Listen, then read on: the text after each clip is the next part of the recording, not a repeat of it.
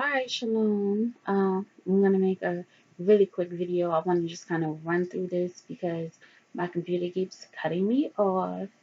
So I don't want to keep re-recording the video. Just want to talk really briefly about preparation for marriage. And the first thing we take into consideration, of course, is that um, originally, uh, we started our daughters and the women started a lot younger preparing for marriage. And of course, that's not the case so much today, but it's never too late to learn. So I'll just run through a list of things I listed, um, which are a few key things you need to know. And first are the law, statutes, and commandments, because you don't want to get into or align yourself with someone who is not scripturally sound. There are a lot of different doctrines out there, and to cover yourself so that you don't end up off and outside of the will of the Most High and outside of obedience to the Most High, you must study to show yourself approved and know the word for yourself. Also, you need to know what your role is once you become a wife, and if there are any specific things expected of you from your future husband. An example, maybe like homeschooling or something like that. He may want you to stay at home afterwards, and those are things that should be talked with, but you need to know this before you go into it. So there may be questions you need to ask before you agree to marry that person. Know that sacrifices are necessary and they will be made, whether big or small. Situations come up, things arise, and we can't be rigid and stuck in our initial plans because we have our plans, but the Most High orders our steps. Know that marriage becomes a part of your identity. It's not just a status, but it is a lifetime covenant. So it does become a big part of who you are because being a wife is a great job. And the scripture outlays that over and over and over again. So that's another reason why you need to know the scriptures for yourself. Know that love is an action, not a feeling. It's not emotional, but it's actually what you do and the purpose behind why you do it, which is obedience to the Most High. Marriage is a lot of work, so don't be slothful and don't be lazy. Um, Marriage is not a fairy tale, so don't get caught up in the happily ever after that's constantly pushed in our faces and forced down our throats. Know that we are in captivity and that long suffering and perseverance is absolutely necessary. Okay. This one, I had a problem with in my early 20s, but now I embrace it as much as possible. And that's 1 Corinthians 11 and 9. And that says basically that you were created for your husband. Your husband was not created for you. So be a helpmate. Know that happiness is relative and all things learn to be content. That's a big one because happiness is relative and contentment, no matter what state you're in, that takes you so far.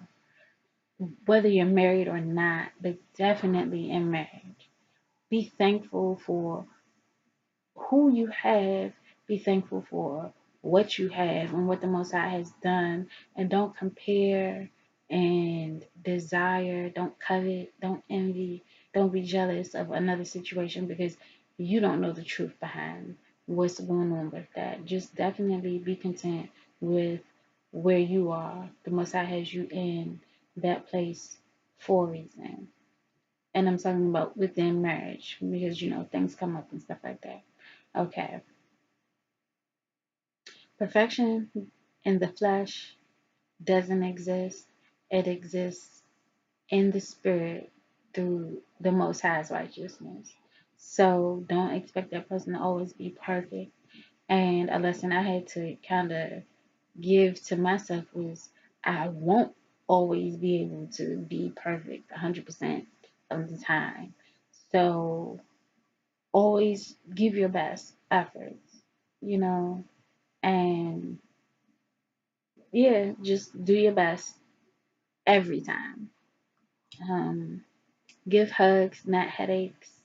And this requires listening to your spouse because some things we as women, we kind of push, and it's because the push may be necessary, but you don't want to do it in a nagging way, definitely not in a bossy or aggressive way, none of that, but pray for wisdom and speak softly to your husband.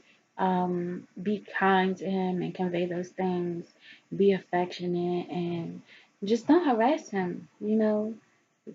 State your claim and keep it moving. Um, Friendship makes marriage easier, and that's my personal experience. It does. So it's good to have that strong bond outside of, oh my gosh, I love him so much. Like, I just want to be with him forever. But to be able to laugh and play and, just joke around with each other, it it takes it to a different level because it's one thing to love your spouse and to care for them, but when you actually like them, and sometimes it takes time, especially if you've been in an arranged marriage, maybe or maybe not, but liking your spouse goes a long way. It helps mending things a lot of the times, in my experience. um, I would say if you don't know how to cook, learn to cook something, have at least like 4 decent meals under your belt. And of course, you can expand from that. You can do different variations of that, but definitely know how to cook something. Like, what is your family going to eat? Feed them. Learn that, even if it's pasta, make pasta your strong end game. Okay. Um, know how to clean and do laundry, stuff like that. Understand and know that your husband is not your sister or your girlfriend. So, I mean, I get it. I really do. You don't have somebody in the truth to talk to, um, and your husband is the only one you have to talk to. Sometimes this happens. It did happen to me, but I didn't go talking his head off like he was my girlfriend. Like, if it was something I absolutely felt like I needed to communicate, I did that. But I tried to limit my words and limit the time I took to do it. Why? Because men are men. They don't communicate and they definitely don't respond like women. So if it's, you know, not something super major, then find another outlet to do your fellowship. That's why sisterhood is important. So do your best to get a sisterhood going, even if it's one sister and you guys support each other, but don't weigh him down with the girlfriend duty because he's your husband, not your girlfriend. Okay? There's power in prayer. So really, really, really, if you don't take anything else away from this video, really, really, really hone in on that and strengthen your prayer life. Knowing how to do minor mending, that can do wonders. You'll save the day if you can put that button back on that shirt or mend that little tear or rip. So that's something to know. This one that I love, Proverbs 12:4. You are a crown to your husband. With that being said, you must carry yourself and present yourself as such. Okay, there's a great weight on your shoulder as a wife. A crown sometimes is heavy. Okay, so it's things you're going to deal with, but you can do all things, okay, through the power of the Most High. All right, so He won't give you anything that you can't handle. So know that a part, a big part of being obedient to the Most High and marriage is submitting to your spouse, submitting to your husband, and that's Ephesians 5:22 and 23. Um, 1 Corinthians 7:34. And I just wrote this out. The married woman cares for the things of the world, how she may please her husband. So, pleasing your husband is in the scriptures, and it's not just in the bedroom, it's in different aspects. You need to learn him, you need to know him, what he likes, what he doesn't like, anticipate the need and meet the need. Like, just be there, be the helpmate. Like, that's what you were created for. All right. um Silence can be golden. Yes, we don't always have to speak, we don't always have to respond, we don't always have to engage. All right, and that's Ecclesiasticus in the Apocrypha, chapter 26, chapter 26, verse 14. Okay, a few key things you must consider is: are you selfish and self-focused? Are you prepared to be a mother? Because sometimes you get that right away. Um, or be a stepmom, so called. I consider it still a mother. You still have to mother those children. So, are you prepared for that if that person already has children? Are you willing to give up your job or your career to be a full time keeper of the home? Are you prepared to homeschool if that's what's required of you or requested of you by your spouse? Are you an effective communicator? Are you comfortable with talking about issues and things that may bother you, or are you shy? How are you when it comes to conflict? Do you overreact? Are you a drama queen? Do you shut down? Do you stop talking? Do you have a bad attitude or a bad temper? If asked, are you willing to work outside the home? See, now that's different because you go from being at home to needing to go outside the home to work to help. Are you willing to do that? These are things to consider before you get married. Are you a good listener? Do you have an issue with submission? Um, Things you must consider is that your body is no longer your own. The scripture talks about defrauding your spouse intimately, because that gives an opportunity for the enemy to wiggle some ungodliness. I'm not going to be crass about this. Some ungodliness into your situation because you hold it out. And scripturally, that's not what you do. You don't withhold intimacy from your spouse unless it's agreed upon for prayer and fasting. That would be the only time, as says the scriptures. A few things you'll have to let go. First, of course, above everything else, is Western mindset and customs. So the holidays, if you haven't already done away with those, let those go. Anything not of the Most High, let it go. Just let it go. Make it easy on yourself first, and then it's so much easier to be in agreement with your spouse about these things. In the Western mindset, you don't yell at your spouse. You don't. try to degrade them. You don't try to emasculate them. You don't try to overtalk them. You definitely don't try to overteach them. You have no authority over your husband. From Genesis, it said that your husband will rule over you. Okay, so you're not the head. Okay, and this neck that turns the head, don't think you have control over your husband, but you can persuade him righteously to do righteous things. And if you are wicked, that will come back on you. Like, understand that. So be righteous above all. But these Western mindsets and customs, let that go.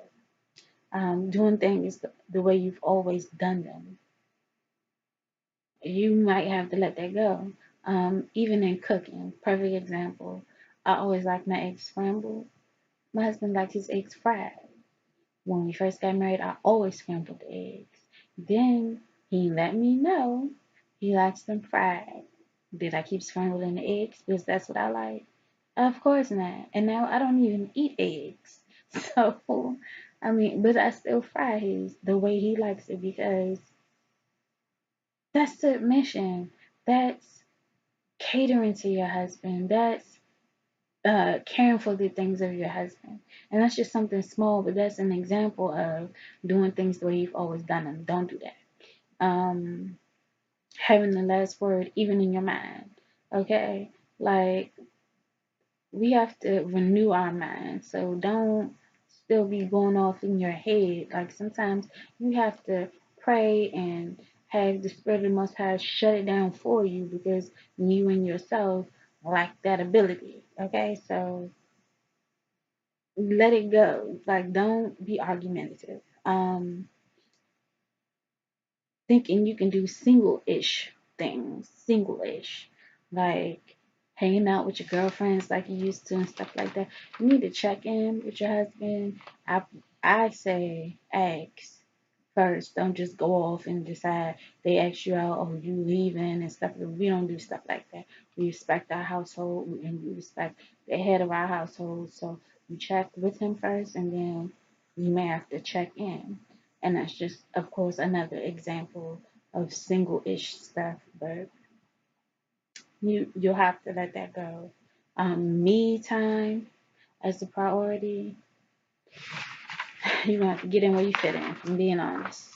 And it's not impossible, but time management plays a key role in that. You don't have to give up so much if you maximize your time.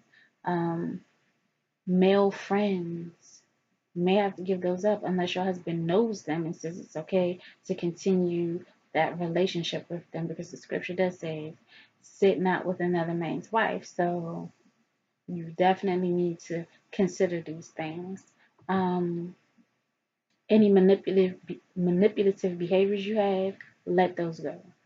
They will get you spiritually whipped. So don't even try it. Um, the liberty to come and go as you please, you'll have to let that go. And any other things that may arise that your husband is not in agreement with. And I'm going to share real quick because I'm going to wrap this video up.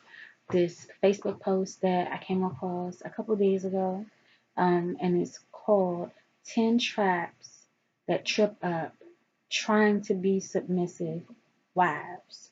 Okay. The first one is you continue things that you know your husband dislikes, finds annoying, disapproves of, or is irritated by. If you're that person, you may want to think about that before you get married. It's going to cause you problems. Two, you argue and debate over everything your husband asks you to do or any opinion he shares. Remember that silence is golden? That scripture in Ecclesiastes. Read that and commit that to your heart and to your memory. Um, Three, you value the opinions of your friends or family more than your husband. If you disagree with your husband, and I mean like you just going against him, you're going against yourself, okay? Your marriage covenant is not between you and him and your best friend. So get that out the way. That's part of those things you gotta let go. Um, 4, you argue, pout, throw temper tantrums, or give the cold shoulder treatment when you don't get your way. 5, you don't stay within the limits. You don't stay within the limits of your budget and lie about purchases or hide them from your husband. That's deceptive and is wrong. So don't do that. I would do stuff. I did something similar to that, and I had to pray because when it was done to me, I didn't like it. And this was in the past. I would buy something and then say, "Oh, well, I bought this." Like, no, I ask before I spend that money because you never know if something came up and your husband, because he's the head, has made a decision that this is what you all have to do with the money, but you go off being out of order and buy something you really didn't even need, and you didn't consult him about it because you didn't need it, and now you messed up the whole plan for your household. You delayed it, you know. So keep these things in mind. um 6, you interrupt, correct, or talk for your husband when others are around. Well, we know we don't do that. 7, you manipulate your husband to get your own way. These are common forms of manipulation: crying, begging, nagging, complaining, throwing a fit, withholding physical affection, using the silent treatment, insincere flattery, leaving and going to your parents' house because you're upset. No, get rid of that manipulative behavior. It's not of the Most High. 8, making major decisions or decisions that are important to him without consulting your husband. 9, you defy your husband's wishes in any area where he is giving you an opinion or directive, from places you go, to how late you stay out, to how you spend your time, to what food you prepare, to how you dress, or how you dress your children, to where you go to church, to how to train your children, and etc. The husband is the head. The wife is made for the husband. Wife, submit to your husband. How many scriptures do we need on this? Okay, there's order. The Most High established. So please, if you desire to be married, desire to be obedient, desire to be submissive, desire to be a crown for your husband, and don't come against him. And 10, you distrust the decisions he makes and takes matters into your own hands, which is upsetting authority over man. Don't do that. All right, don't do that. And that is all I have for this particular video.